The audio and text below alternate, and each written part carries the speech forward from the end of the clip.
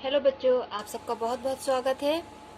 मैंने class 10th के लिए एनसीईआरटी की बुक्स के क्वेश्चंस को सॉल्व करना स्टार्ट किया है। उसके मैंने बहुत सारे वीडियोस बनाए हैं और सारे वीडियोस अपलोड भी कर दिए हैं। मैंने चैप्टर ट्रिग्नोमेट्री सॉल्व किया है, coordinate geometry and pair of linear equation in 2 variables, और एक चैप्टर और है, चैप्टर 5th अर्थमेटिक प्रोग्रेशन। ये 4 चैप्टर्स के मैंने एनसीईआरटी के सारे क्वेश्चन सॉल्व किए हैं, उनके वीडियोस बनाए हैं और वीडियोस अपलोड भी किए हैं। अगर आपको इन 4 चैप्टर्स के सॉल्यूशंस चाहिए तो आप मुझे कमेंट बॉक्स में बताइए, मैं आपको उनका लिंक शेयर कर दूंगी। अब मैं चैप्टर 2 स्टार्ट कर रही हूँ, और कोई भी चैप्टर स्टार्ट करने से पहले मैं उसका इंट्रोडक्शन देती हूँ, उनके कुछ टर्म्स का इंट्रोडक्शन देती हूँ। तो ये चैप्टर 2 जो है पॉलिनोमियल्स, इसका मैं आपको इंट्रोडक्शन देती हूँ। देखिए, सबसे पहले हम जानेंगे कि टर्म्स क्या होते हैं। देखिए, जैसे यहाँ पे मैंने एक एक्सप्रेशन लिखा है। अब ये जो एक्सप्रेशन है और ये जो एक्सप्रेशन है, इन दोनों में क्या डिफरेंट? ये एक्सप्रेशन है, ये इक्वेशन है। क्यों? क्योंकि इसमें ना ये जो इक्वल टू साइन लगा है ना, ठीक है। जब भी आपको एलएचएस और आरएचएस पार्ट आपके पास होता है, एलएचएस और आरएचएस होता है, और आपका एलएचएस आरएचएस इक्वल के साइन से उनको अलग अलग किया जाता है, तो इस तरीके की चीज को हम इक्वेशन कहते हैं। और इसमें क्या है, इक्वल टू नहीं है, ठीक है। जिसमें इक्वल टू नहीं होता वो एक्सप्रेशन होता है। अब इस एक्सप्रेशन में ये जो है, ये 3 टर्म्स है। ये क्या है? ये 3 टर्म्स है। इस तरीके से मल्टीप्लिकेशन में अगर वेरिएबल्स और नंबर्स लिखे होते हैं तो हम उसको टर्म्स कहते हैं। यहाँ पे 2 वेरिएबल्स यूज किए हैं, एक्स एंड जेड। यहाँ पे एक वेरिएबल यूज किया है वाई। इस पूरे एक्सप्रेशन में 3 वेरिएबल्स यूज किए हैं, एक्स, वाई एंड जेड। और अगर हम पर्टिकुलर टर्म्स की बात करें तो फर्स्ट टर्म में एक्स एंड जेड यूज किया है, सेकंड टर्म में वाई जेड यूज किया है, और थर्ड टर्म में कोई भी वेरिएबल यूज नहीं किया है। एक्सप्रेशंस और इक्वेशंस में जो अननोन वैल्यूज होती है हम उनको वेरिएबल्स कहते हैं, और उनको वेरिएबल्स इसलिए कहा जाता है क्योंकि वो हर इक्वेशन और हर एक्सप्रेशन के साथ उनकी वैल्यू वेरी करती है, चेंज होती है, इसलिए। तो ये आपको टर्म्स क्लियर होगा कि टर्म्स क्या होते हैं। अब हम आते हैं पॉलिनोमियल्स में। मैंने ये जो पॉलिनोमियल्स है, इस वर्ड को 2 कलर्स में लिखा है, पॉली एंड नोमियल्स। पॉली का मतलब होता है मैनी, और नोमियल्स का मतलब होता है parts and terms. Okay, poly का मतलब होता है मैनी और नोमियल्स का मतलब होता है पार्ट्स एंड टर्म्स। मीन्स आपको मैनी पार्ट्स और टर्म्स का जो एक ग्रुप होता है उसको हम पॉलिनोमियल्स कहते हैं। पॉलिनोमियल्स की मैं यहाँ पे आपको फर्स्ट डेफिनेशन दिखाती हूँ। ये डेफिनेशन अकॉर्डिंग टू टर्म्स है, ठीक है।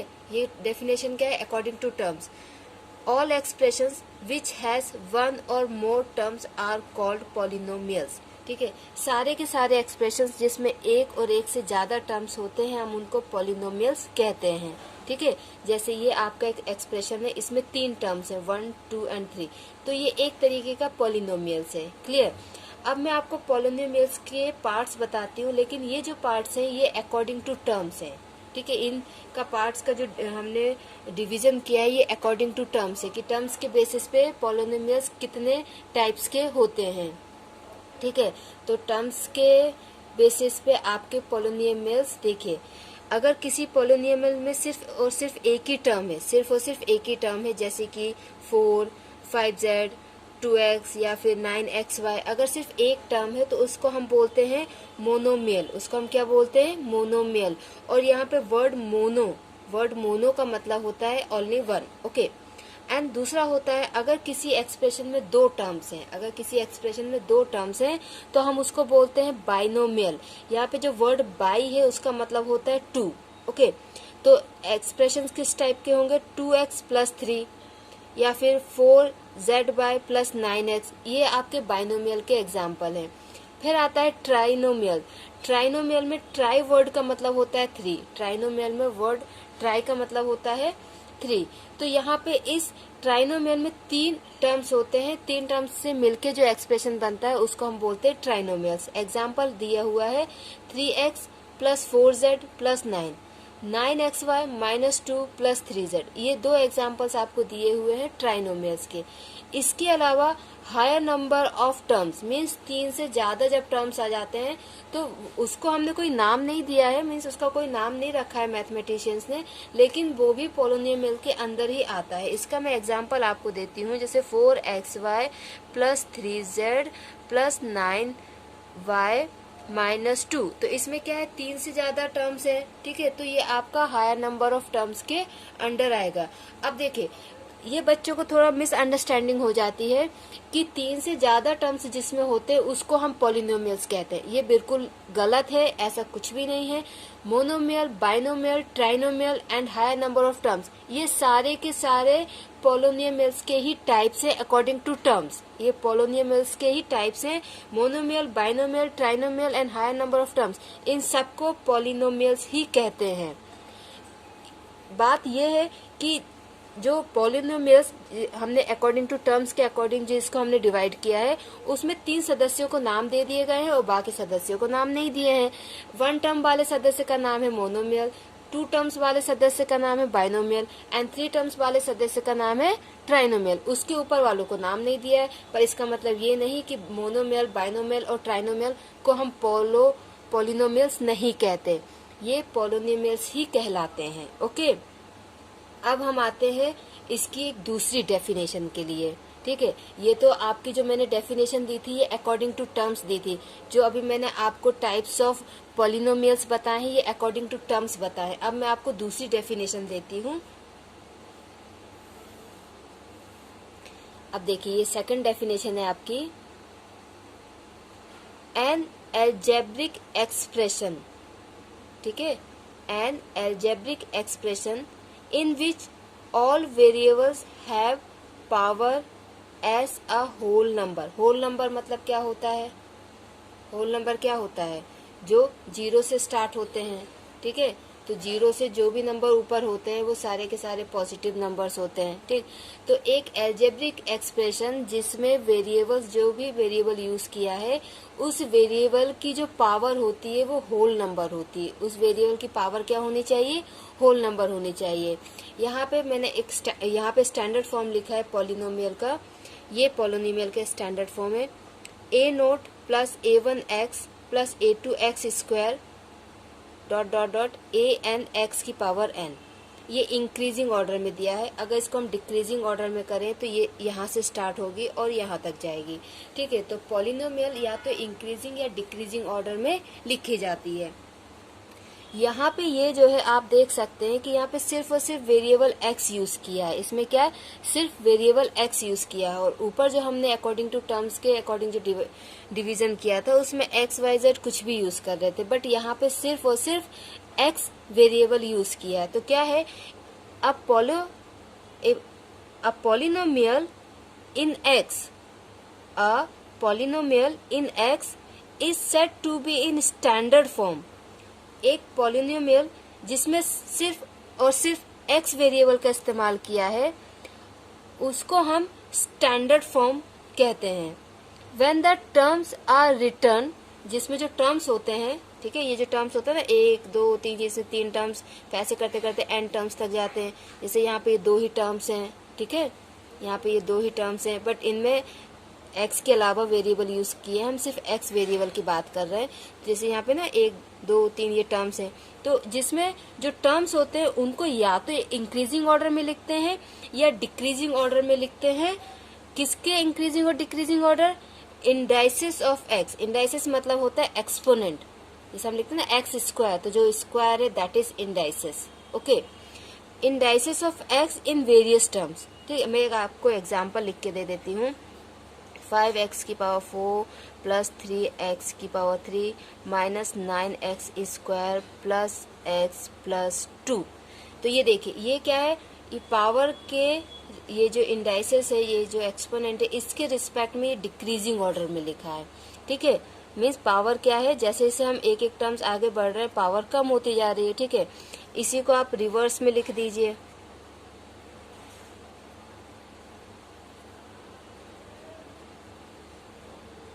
ये आपका पावर के रिस्पेक्ट में इंक्रीजिंग ऑर्डर में हो गया। तो एक पॉलिनोमियल जिसको हम अगर x के फॉर्म में लिखते हैं, x वेरिएबल यूज करते हैं, तो वो उसका स्टैंडर्ड फॉर्म होता है जिसमें उसके टर्म्स या तो इंक्रीजिंग या डिक्रीजिंग ऑर्डर में लिखे जाते हैं। ओके, अब यहाँ पे एक जो दूसरा टर्म यूज किया है that is degree of polynomial. Degree of polynomial, degree of polynomial क्या होता है, जब भी कोई एक्सप्रेशन लिखा जाता है तो उस एक्सप्रेशन में ये देखा जाता है कि जो वेरिएबल यूज किया है तो उसमें से किस टर्म के वेरिएबल की सबसे ज्यादा इंडाइसेस है। ओके, हाईएस्ट इंडेक्स या एक्सपोनेंट, जो हाईएस्ट इंडेक्स या एक्सपोनेंट होता है उसको हम उस एक्सप्रेशन का डिग्री कहते हैं या फिर डिग्री ऑफ पॉलिनोमियल कहते हैं। जैसे कि यहाँ पे एग्जांपल दिया है 9x की power 5 plus 3x square plus x plus 2। तो इस पूरे एक्सप्रेशन में 9x की पावर 5 में ये जो 5 है इस पूरे एक्सप्रेशन में हाईएस्ट एक्सपोनेंट है। क्या है? हाईएस्ट एक्सपोनेंट या फिर हाईएस्ट इंडेक्स है। तो हम कहेंगे कि इस एक्सप्रेशन की जो डिग्री है वो है 5। ठीक है, तो किसी भी एक्सप्रेशन में जो हाईएस्ट इंडेक्स या एक्सपोनेंट होता है वेरिएबल का उसको हम बोलते हैं डिग्री ऑफ पॉलिनोमियल। ठीक है, अब देखिए इससे पहले मैंने आपको जो टाइप्स ऑफ पॉलिनोमियल बताए हैं वो अकॉर्डिंग टू टर्म्स बताए हैं। अब मैं आपको टाइप्स ऑफ पॉलिनोमियल्स बता रही हूँ अकॉर्डिंग टू डिग्री। ठीक है, अकॉर्डिंग टू डिग्री। तो according to degree there are three basic types of polynomials. First linear, second quadratic, third is cubic. First linear, second is quadratic and third is cubic. Okay, what is linear? Linear, a polynomial has degree 1 is called linear polynomial. कोई भी polynomial जिसकी degree 1 होती है उसको हम linear कहते हैं। और लीनियर का अगर हम ग्राफ के रिस्पेक्ट में बात करें तो जब स्ट्रेट लाइन का ग्राफ हमको मिलता है तो उसको भी हम लीनियर कहते हैं। तो यहाँ पे एग्जांपल देखिए आप 6x प्लस 2, इसमें क्या है? x की पावर 1 है। x की पावर क्या है? 1। x का एक्सपोनेंट क्या है? 1। जब हम कोई भी यहाँ पे एक्सपोनेंट नहीं लिखते ना दैट मीन्स वहां पे 1 है। ओके, क्योंकि अगर हमने 0 लिख दिया तो उसकी पूरी वैल्यू 1 हो जाती है। ठीक है, तो क्या होता है यहाँ पे x के ऊपर कुछ नहीं लिखा है दैट मीन्स वहां पे 1 है। तो 6x प्लस 2 ये है तो 2 टर्म्स का, लेकिन ये लीनियर में आएगा। क्यों? क्योंकि x की जो एक्सपोनेंट है वो 1 है।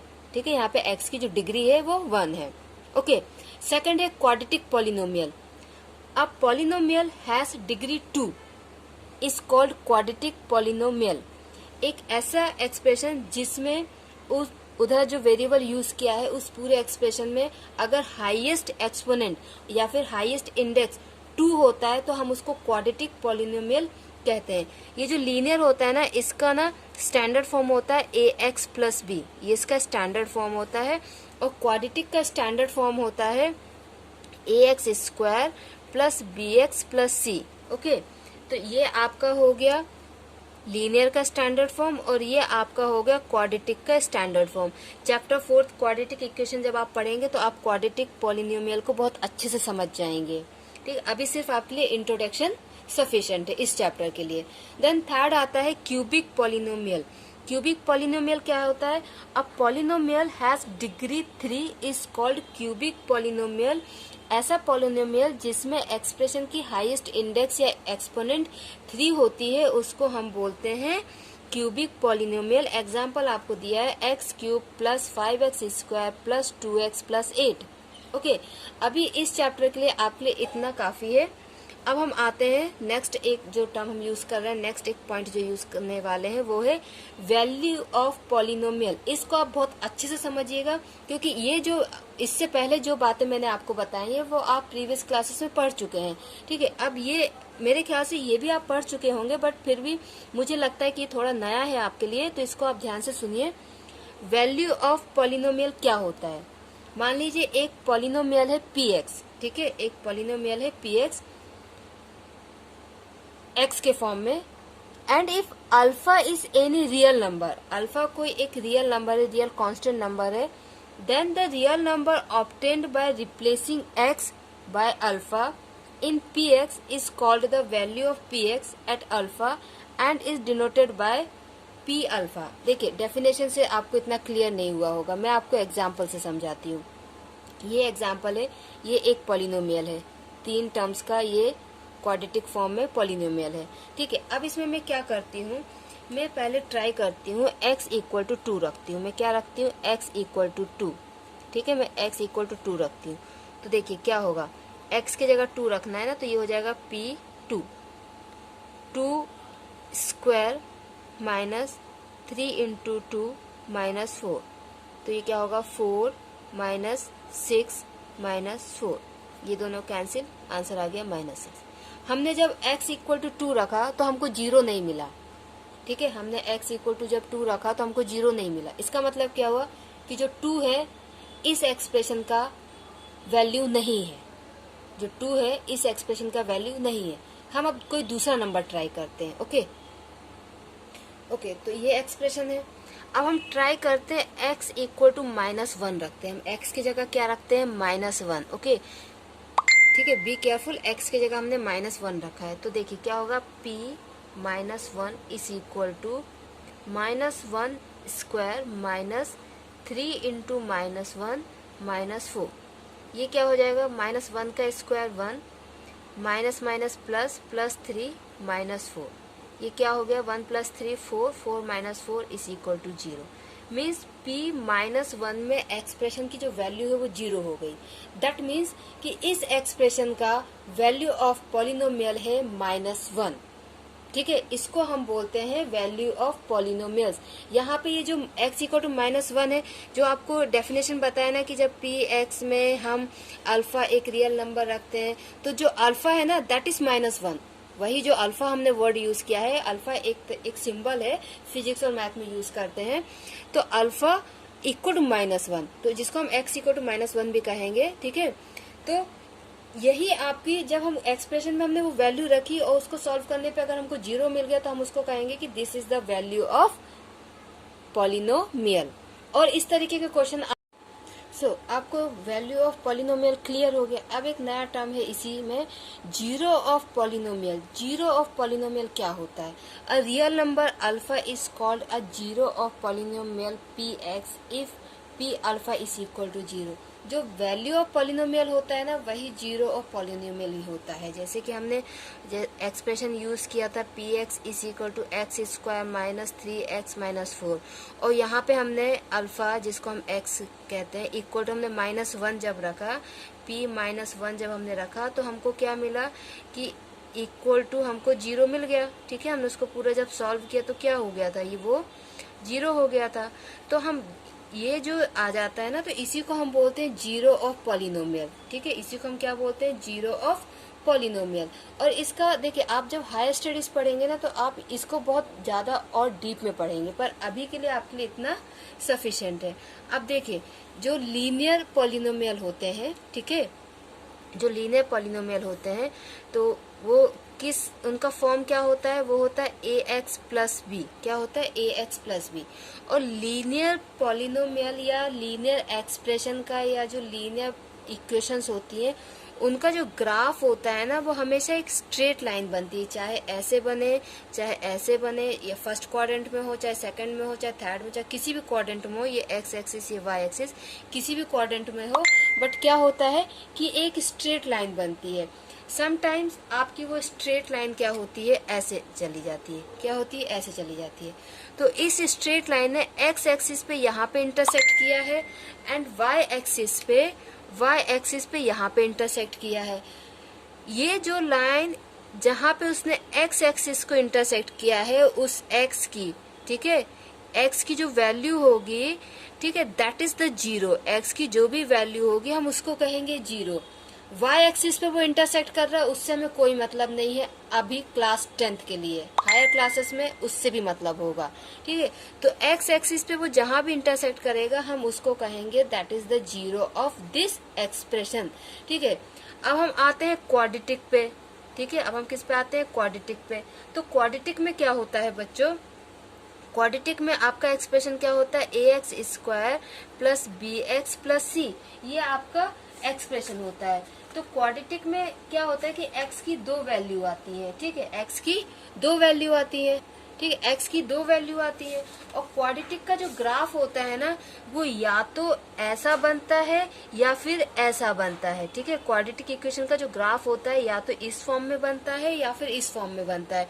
जैसे ये आपका x एक्सिस वाई एक्सिस हुआ, तो आप क्वाड्रेटिक इक्वेशन को जब सॉल्व करेंगे और x की जो आपकी वैल्यूज आएंगी और उन पॉइंट्स को जब आप जोड़ेंगे तो आपका ग्राफ या तो ऐसा बनेगा, ठीक है, या फिर आपका ग्राफ ऐसा बनेगा, ठीक, या फिर ऐसा बन जाएगा या ऐसा बन जाएगा, ठीक है, कंफ्यूज नहीं होना, मैंने इसमें 4 ग्राफ बना दिए हैं।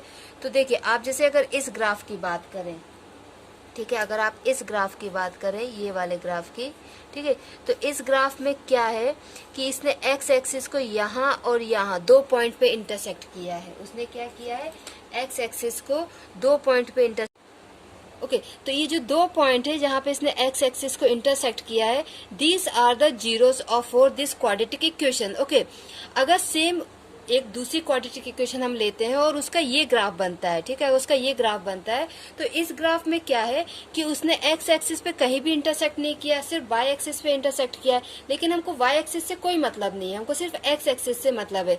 तो इसका मतलब क्या हुआ कि उस क्वाड्रेटिक इक्वेशन का कोई जीरो नहीं है, उस क्वाड्रेटिक इक्वेशन का जिसका ग्राफ ये होगा उसका कोई भी जीरो नहीं होगा, ठीक है। अब आपके दिमाग में आ रहा होगा कि वाई एक्सिस पे अगर इंटरसेक्ट करता है तो उसको क्या कहेंगे। ये अभी आपके सिलेबस में नहीं है, फिर भी मैं आपको बता देती हूँ, उनको पोल कहते हैं। उनको क्या कहते हैं, पोल। जब आप हायर स्टडीज पढ़ेंगे ना, उसमें अगर आप मैथ पढ़ेंगे तो आपको वहां पे इसके बारे में बताया जाएगा। तो अब आपको जीरोस क्लियर हो गया। ग्राफ देख के भी आप बता सकते हो कि जीरोस किसको कहते हैं, किसी इक्वेशन का जीरो कैसे निकालते हैं, ठीक है। क्वाड्रेटिक इक्वेशन जब आप चैप्टर 4 में पढ़ेंगे ना, तो वहां पे आपको जीरोस निकालना भी सिखाया जाएगा। इस चैप्टर में आपको सिर्फ ये सिखाया जाएगा कि 2 पॉलिनोमियल्स अगर हैं तो उनको आपस में डिवाइड कैसे करें, उनको आपस में मल्टीप्लाई कैसे करें, आपको इस चैप्टर में ये सिखाया जाएगा। अब एक चीज मैं और आपको बताना चाहती हूँ, वो ये कि जो क्वाड्रेटिक इक्वेशन होते हैं उनमें जो जीरो होते हैं, उन जीरो का नाम होता है अल्फा एंड बीटा। उनका नाम क्या होता है, अल्फा एंड बीटा। और इन जीरोस को अगर हम सम करें, इन दोनों का अगर हम सम करें, तो जो सम होता है अल्फा प्लस बीटा वो होता है बी अपॉन ए। वो क्या होता है, बी अपॉन ए। ये बी और ए क्या है, ये जो क्वाड्रेटिक इक्वेशन है इसमें ए, बी और सी जो यूज किया है, इसी को यहाँ पे लिखना होता है। अगर हम कोई क्वाड्रेटिक इक्वेशन लें, सपोज करो कि हमने ये क्वाड्रेटिक इक्वेशन जो ऊपर लिखी थी x square minus 3x minus 4, तो अगर हम इस क्वाड्रेटिक इक्वेशन को इससे कंपेयर करें, इन दोनों इक्वेशंस को अगर हम कंपेयर करें, तो आपका जो a है वो आएगा 1, आपका b जो है वो आएगा -3 और c जो है वो आएगा -4। तो आपको सम ऑफ जीरोस अगर करना है, अल्फा प्लस बीटा अगर आपको करना है, तो आप b और a की वैल्यू रखेंगे तो वो आ जाएगा -3/1। सेम इनका प्रोडक्ट भी होता है, इन जीरोस का प्रोडक्ट भी होता है। अल्फा एंड बीटा को जीरोस कहते हैं, इनका प्रोडक्ट होता है अल्फा इंटू बीटा, इनका प्रोडक्ट हो जाता है c/a। प्रोडक्ट क्या होता है, c/a। आप c और a की वैल्यू रखें। ये तो क्वाड्रेटिक इक्वेशन की बात हो गई। अगर आपकी इक्वेशन क्यूबिक है तो उसमें अल्फा बीटा और आपका जो गामा होता है that is your zeros. Okay, alpha beta gamma जो आपका होता है that's are the 3 zeros of the cubic equation. Okay, तो क्वाड्रेटिक इक्वेशन में क्या होता है, 2 जीरोस होते हैं अल्फा एंड बीटा। क्योंकि उसमें पावर 2 होती है इसलिए एक्स की 2 वैल्यूज आती हैं जिनको हम जीरोस कहते हैं, उनका नाम है अल्फा एंड बीटा। लेकिन अगर हम क्यूबिक इक्वेशन की बात करें तो क्यूबिक इक्वेशन में क्या है कि हाईएस्ट पावर 3 होती है, तो एक्स की 3 वैल्यूज आएंगी, तो उसमें 3 जीरोस होंगे और उन 3 जीरोस के नाम है अल्फा बीटा एंड गामा। क्या नाम है, अल्फा बीटा एंड गामा। ये अल्फा का सिंबल है, ये बीटा का सिंबल है और ये गामा का सिंबल है। तो इसमें भी क्या होता है, तीनों जीरोस जो एक्स की तीनों की वैल्यू आती है उनका हम इक्वेशन की हेल्प से, एक्सप्रेशन की हेल्प से हम उन तीनों जीरोस का सम निकाल सकते हैं, जिसको हम बोलते हैं sum of zeros. Alpha plus beta plus gamma is equal to -b/a। ठीक है, -b/a होता है। आप अपने एक्सप्रेशन में से b और a की वैल्यू निकालिए और इधर रख दीजिए, तो आपको तीनों जीरोस का सम मिल जाएगा बिना जीरोस की वैल्यू निकाल के। ठीक है, अब अगर आपके पास तीनों जीरोस की वैल्यू नहीं है लेकिन आप उनका सम ऑफ प्रोडक्ट ऑफ जीरोस निकालना चाहते हैं, मीन्स देखिए पहले आपने 2 जीरोस का प्रोडक्ट किया है, उन तीनों को आपस में जोड़ दिया है, तो इसको हम बोलते हैं sum of product of zeros. तो उसका फॉर्मूला होगा c/a। Then product of zeros, तीनों जीरोस का प्रोडक्ट क्या होता है, -d/a। ये हो गया क्यूबिक का। इसके ऊपर क्वेश्चंस आते हैं, जब मैं एक्सरसाइज सॉल्व करूंगी तो आपको और अच्छे से समझ में आएगा। फिर आपका लास्ट पॉइंट बचा है डिवीजन एल्गोरिथम। ठीक है, लास्ट पॉइंट आपका क्या बचा है, डिवीजन एल्गोरिथम। जैसे हम नॉर्मल नंबर्स को डिवाइड करते हैं ना, जैसे सपोज आपने 10 को डिवाइड किया 3 से, तो क्या होगा 3 3 जा 9 -1। ओके, तो इसमें आपका रिमाइंडर बचा है, ये आपका क्वोटेंट आ गया है, ठीक है। डिविडेंड होता है, डिवाइजर होता है। सेम आपका पॉलिनोमियल्स में भी होता है। अगर आपका एक पॉलिनोमियल है px, ठीक है, और आप उस px को दूसरे नॉन जीरो पॉलिनोमियल gx, ठीक है, px को नॉन जीरो पॉलिनोमियल gx से डिवाइड करेंगे तो आपको qx मीन्स आपको क्वोटेंट मिलेगा एंड आपको rx मीन्स आपको रिमाइंडर भी मिलेगा। तो हम अगर इसमें हम ये देखें कि 10 इक्वल टू क्या होगा 3 इंटू 3 प्लस 1, ठीक है। 10 इक्वल टू क्या होगा 3 इंटू 3 प्लस 1। ये जो बेसिक डिवीजन है ये आपने छोटे क्लासेस में पढ़ा है, तो इससे कंपेयर करके अगर आप इसको समझेंगे तो आपको आसानी से समझ में आ जाएगा। तो देखिए px इक्वल टू क्या हो जाएगा gx into qx plus rx। और इस फॉर्मूले को आप अच्छे से याद रखना, और ये याद करने लायक फॉर्मूला नहीं है, क्योंकि आपको अगर ये बेसिक डिवीजन आता है तो आप इससे कंपेयर करके इस आसानी से इसको याद कर सकते हैं, क्योंकि इसके बेसिस पे क्वेश्चंस हैं और वो क्वेश्चंस आएंगे। हम इसमें सीखेंगे कैसे हम दो पॉलिनोमियल्स को मल्टीप्लाई करते हैं, कैसे दो पॉलिनोमियल्स को डिवाइड करते हैं। ओके बच्चों, अगर आपको कोई भी डाउट हो तो आप मुझसे कमेंट बॉक्स में कमेंट करके पूछ सकते हैं। अपना ख्याल रखिएगा। Thank you so much.